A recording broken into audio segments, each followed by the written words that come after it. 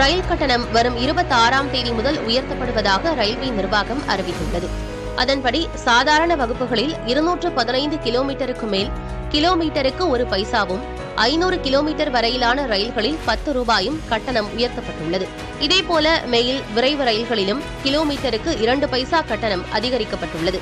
இதன் அடிப்படையில் சென்னையிலிருந்து மதுரைக்கு செல்லும் சாதாரண படுக்கை வசதி கொண்ட ரயிலில் 320 ரூபாயாக இருந்த கட்டணம் தற்போது 330 ரூபாயாக உயர்ந்துள்ளது. சென்னை டு திருச்சி செல்லும் ரயிலில் 245 ரூபாயாக இருந்த கட்டணம் 252ஆக அதிகரித்துள்ளது. சென்னை முதல் நெல்லை செல்லும் ரயிலில் 395ஆக இருந்த கட்டணம் 408 ரூபாயாக உயர்ந்துள்ளது.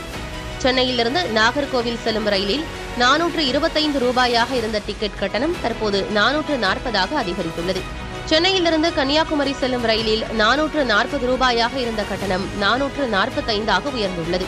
இதேபோல சென்னை முதல் சேலம் செல்லும் ரயிலில் 255 ரூபாயாக இருந்த கட்டணம் 263 ரூபாயாகவும், சென்னை முதல் கோவை செல்லும் ரயில் டிக்கெட் கட்டணம் 325 335 ரூபாயாகவும் அதிகரித்துள்ளது.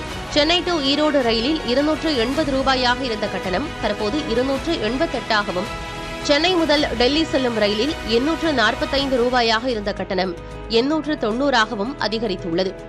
அதேபோல சென்னையிலிருந்து மும்பை செல்லும் ரயிலில் 600 ரூபாயாக இருந்த கட்டணம் 626 ரூபாயாக உயர்ந்துள்ளது.